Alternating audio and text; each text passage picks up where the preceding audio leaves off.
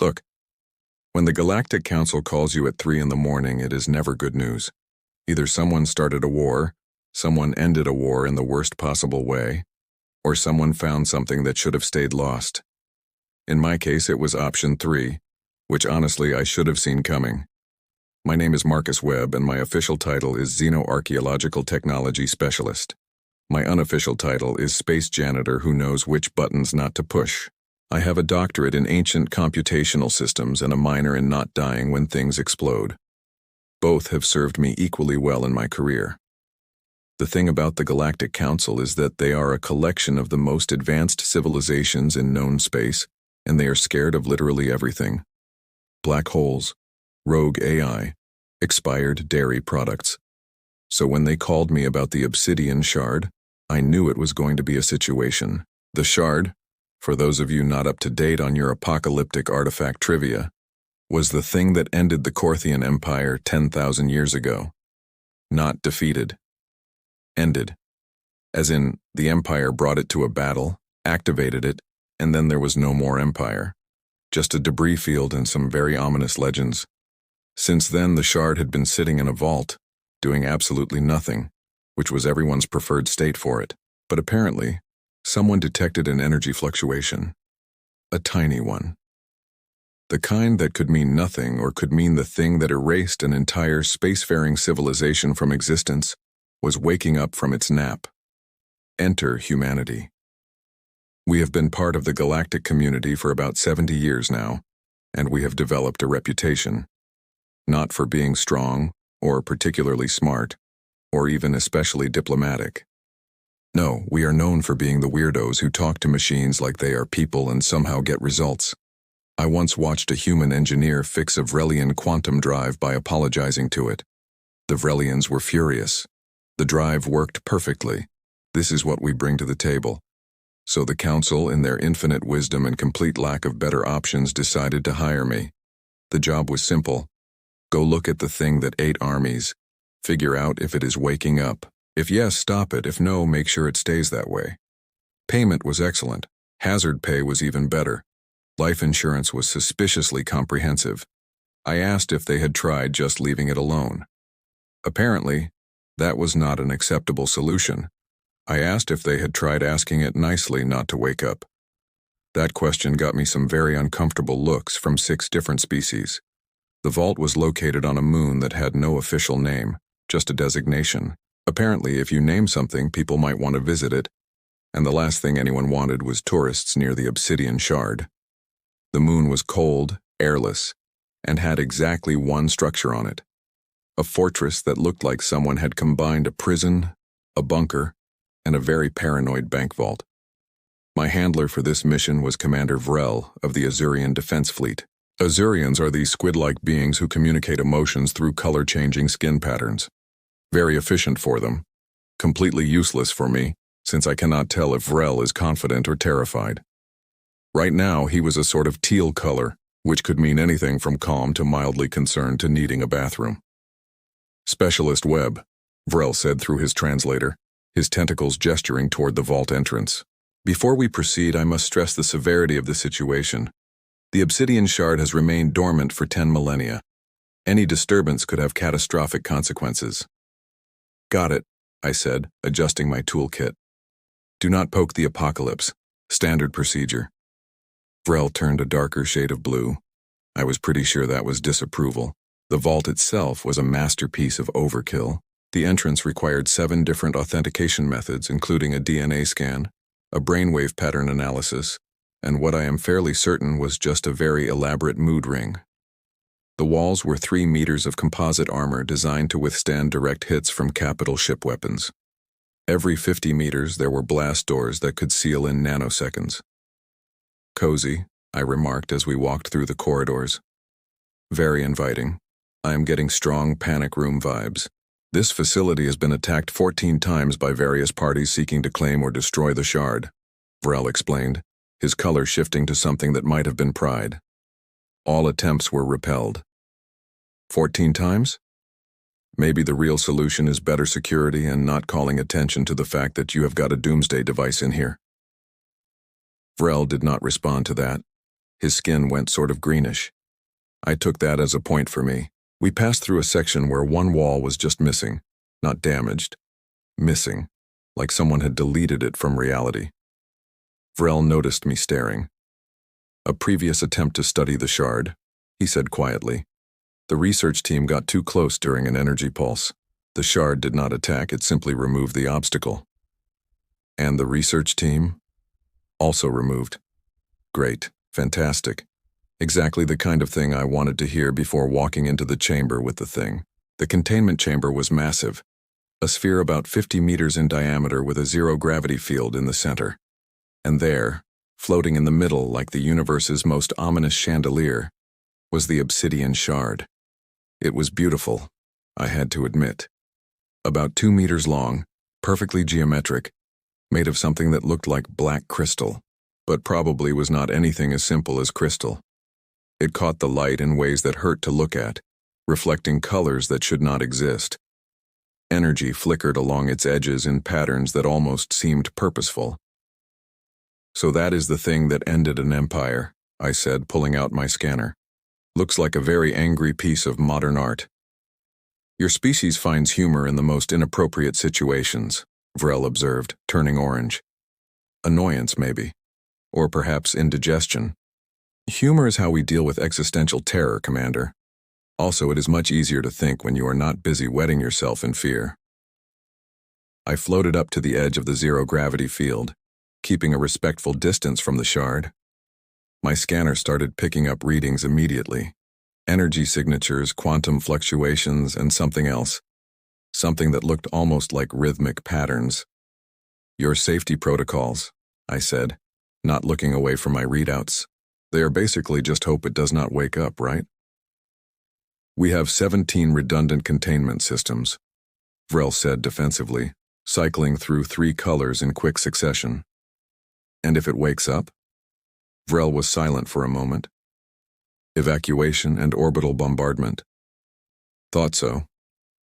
I spent the next 3 hours floating around the shard, scanning it from every angle, while Vrel and his security team watched from behind a very sturdy barrier. Occasionally someone would ask if I was insane for getting so close to it.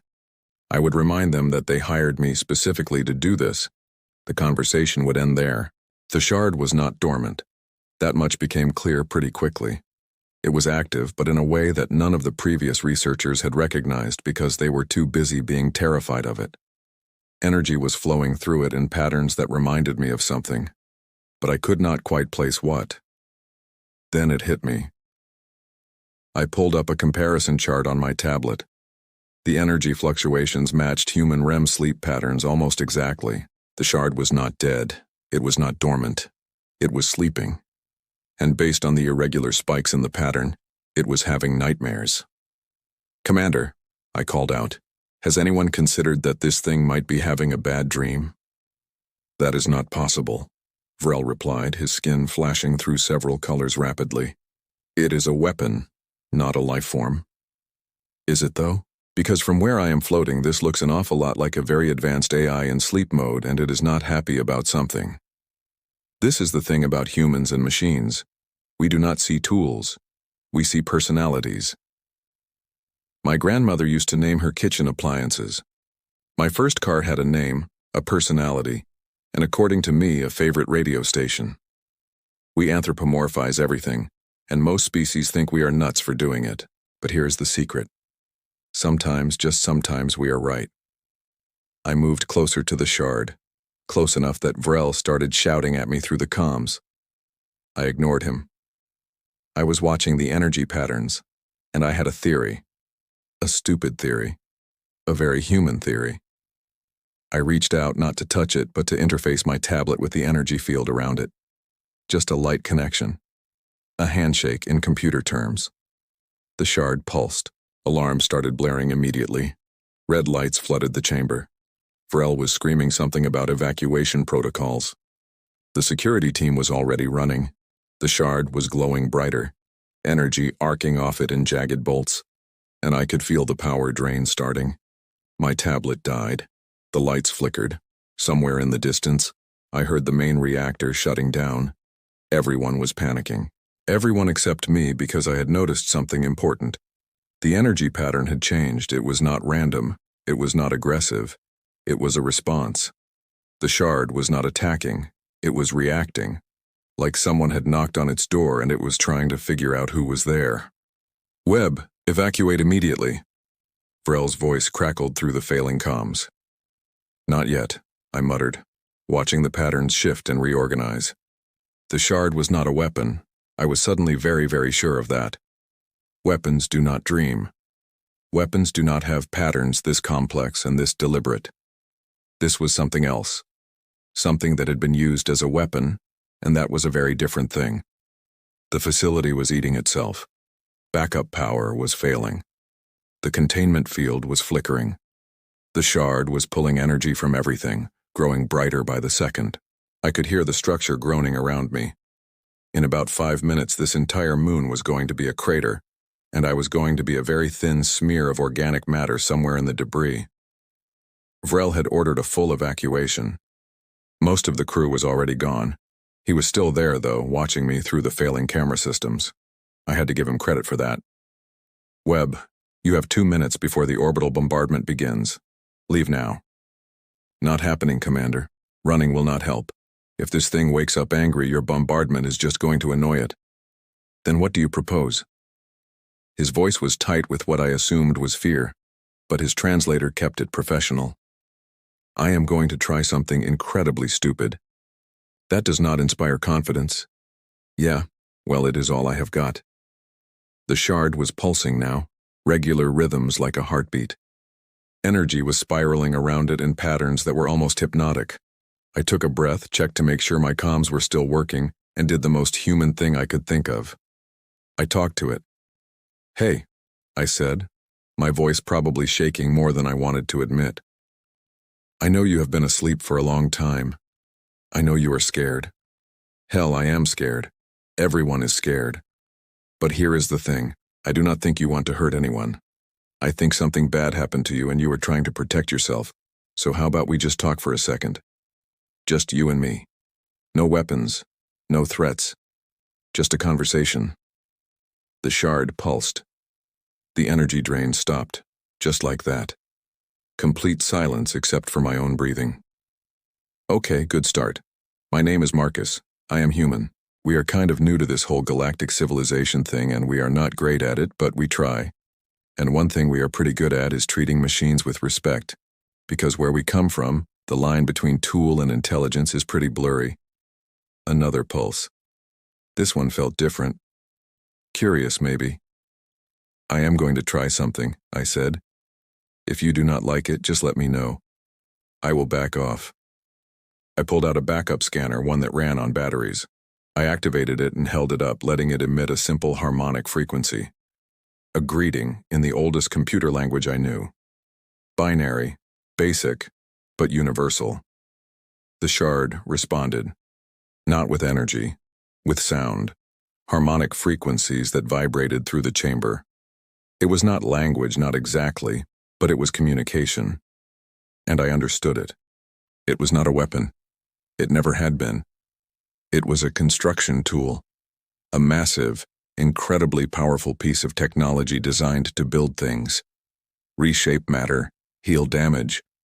But somewhere along the way, the Corthians had figured out that if you could build, you could also destroy. They corrupted it, forced it to fight, used it against their enemies. The shard destroyed the Corthian Empire not because it was a weapon of mass destruction, but because it chose dormancy over being used to kill again. It shut down everything. Their ships, their power grids, their civilization. It was not an attack. It was a refusal. And it had been sleeping ever since, hoping no one would wake it up and make it hurt people again. "That is horrible," I said quietly. "I am so sorry that happened to you." The shard sang a note that felt like sadness. Then it asked me a question, through harmonics and energy patterns. It wanted to know if I was going to make it hurt people. "No," I said firmly. "Absolutely not. That is not how we do things. At least, it is not how we should do things. And if anyone tries, they will have to go through me first." which admittedly is not much of a defense, but I am pretty stubborn. The shard went quiet. Then it did something that made Vrel, still watching from his command center, make a sound that his translator rendered as confused terror. The shard floated over to me, gently, carefully, like it was trying not to scare me. It hovered about a meter away, pulsing with soft light. "So," I said, "want to wake up properly? I promise the galaxy is a lot less terrible than it used to be. Mostly. Some days." The shard's response was the harmonic equivalent of yes.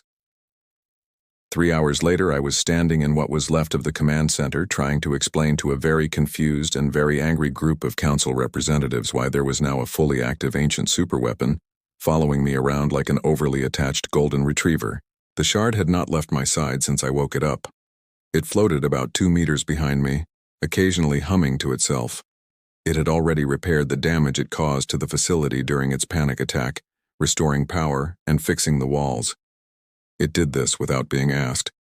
Vrel had watched the entire thing with his skin cycling through colors I was pretty sure did not exist in nature.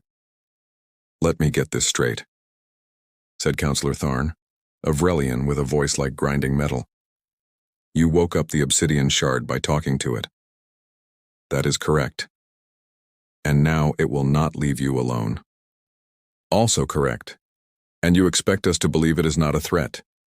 I expect you to use your very advanced sensors to see that it has not drained any energy, attacked anyone, or done anything except repair the facility and hum the occasional tune. So yes, I do expect you to believe it is not a threat." Tharn's scales rattled. Annoyance. It destroyed an entire empire. It refused to be used as a weapon and shut down the empire that was trying to force it to kill people. There is a difference. I gestured to the shard. This is not a weapon. It is a tool. A very powerful, very advanced tool that was traumatized and chose dormancy over being abused again.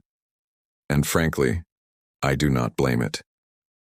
"You are saying it has feelings," another counselor said, a Kelthian whose name I had not caught. "I am saying it is intelligent, it has preferences, and it has been through some seriously messed up stuff. So yeah, maybe feelings is not the wrong word." The shard hummed. Agreement, I was pretty sure. "This is unprecedented," Tharn said. "We cannot simply allow a weapon of this magnitude to roam freely." "Good thing it is not a weapon, then," I shot back. "Look, you called me because humans have a weird relationship with machines. Well, this is what that looks like. We asked, it answered. Now it gets to choose what it wants to do. That is called autonomy. Most civilizations claim to respect it." Vrel, who had been silent through most of this, finally spoke up. His skin was a steady blue now, which I was learning meant he was thinking hard about something. "Specialist Webb makes a valid point. The shard has had multiple opportunities to cause harm, and has instead chosen to repair and restore. Its actions do not match the behavior of a weapon system. They match the behavior of a sentient entity exercising restraint and cooperation." I could have kissed Vrel right then. Metaphorically, Azurian anatomy made actual kissing very complicated. "Furthermore," Vrel continued, "if the shard wished to leave or cause destruction, there is nothing we could do to stop it. Our only advantage is that it appears to have chosen to cooperate with Specialist Webb. Forcing a confrontation would be strategically inadvisable." Tharn looked like he wanted to argue, but even he could see the logic. You do not pick fights with things that can erase you from existence, especially when those things are being friendly. "Fine," Tharn said eventually. "But it stays under observation. And Webb, you are responsible for it." "Great. I have always wanted to be a parent to an ancient cosmic entity." The shard hummed something that sounded distinctly like laughter. Over the next few weeks, the shard proved itself to be exactly what I said it was. It helped repair damaged stations. It assisted with construction projects. It even helped a colony world recover from a natural disaster by reshaping the landscape and restoring infrastructure. It was not a weapon. It was a builder, finally getting to do what it was designed for. And it chose to work with humans. Not because we were special, but because we asked nicely and treated it like a person instead of a tool. Turns out that matters. Vrel and I developed an odd friendship through all of this. He stopped cycling through confused colors around me and settled into what I learned was his version of amused resignation. We had coffee together sometimes. Well, I had coffee. He had something that looked like motor oil but apparently tasted like home. "Your species is very strange, Marcus," he told me one day, watching the Shard help construct a new orbital platform. "Yeah, we get that a lot." "No, I mean it as a compliment. You see possibilities where others see threats. You offer friendship where others would offer containment. It is inefficient and illogical, and yet somehow it works. That is pretty much humanity in a nutshell, Commander." 3 months after the incident at the vault, I was sitting in my new office, which was technically on a space station but felt more like a very confused government building. My official title was now Special Liaison for Autonomous Entities, which was a fancy way of saying babysitter for weird ancient stuff. The Shard was in the next room, working on a project to restore some corrupted data from a dead civilization. It had taken up digital archaeology as a hobby. I did not ask questions. The Shard did what it wanted, and honestly, it had better taste in hobbies than most people I knew. I finally had decent coffee. Real coffee. Imported from Earth. None of that synthetic garbage. The Shard had learned how to brew it perfectly. Apparently, when you can manipulate matter at the molecular level, making a good espresso is trivial. It even figured out how to foam milk. I was never giving it up. Vrel visited regularly. He claimed it was for official reports, but I was pretty sure he just enjoyed the coffee and the company. His skin stayed a calm teal most of the time now. We had learned to understand each other, despite the whole different species thing. "You have become quite famous, you know," Vrel said, his tentacles wrapped around a mug of his terrible motor oil beverage. "The human who befriended the Obsidian Shard. There are children's stories being written about you. That is horrifying. Please tell me they make me look cooler than I actually am. They make you 10 feet tall and give you the ability to speak to all machines. I wish. Would make my job a lot easier." We sat in comfortable silence for a moment. The Shard hummed from the next room, a sound that had become as familiar as background music. 3 months ago, that sound would have caused a galaxy-wide panic. Now it was just comforting. My console beeped. Incoming message from the Council. I opened it, already knowing this was not going to be good news. The Council only contacted me when something went wrong, or when they found something that should have stayed lost. "Another artifact," I said, reading the message. "The harmonic core, ancient, powerful, mysteriously activating after millennia of dormancy. They want me to investigate." Vrel's skin flashed orange. "Will you accept?" I looked at the message, at the hazard pay, at the life insurance documentation that was somehow even more comprehensive than last time. I thought about the Shard in the next room, happily cataloging dead languages. I thought about how 3 months ago, everyone was sure that thing was going to end the galaxy, and now it made me coffee. "Sure, why not?" I said, typing out my acceptance. "What is the worst that could happen?" The Shard hummed from the next room. If I did not know better, I would say it sounded amused. "You know," Vrel said thoughtfully, "your species has a saying about famous last words. We have a lot of sayings about a lot of things. Mostly we ignore them and do stupid stuff anyway. It is kind of our thing. I am aware. That is what worries me." I finished my coffee, perfectly brewed, courtesy of a 10,000-year-old cosmic entity that everyone used to be terrified of. In 3 months, I had gone from space janitor to galactic ambassador. I had befriended something that ate armies. I had convinced the Council that asking nicely was a valid diplomatic strategy. And apparently, I was about to do it all over again. The truth is, humanity's real superpower is not strength or intelligence or even our weird relationship with technology. It is audacity. It is the willingness to look at something ancient and terrifying and say, "Hey, wanna be friends?" It is the ability to see people where others see threats, and possibilities where others see problems. Is it smart? Probably not. Does it work? Well, I had a cosmic entity making me coffee, so you tell me. I stood up, stretching. "All right, Commander. Let us go see what kind of trouble we can get into this time."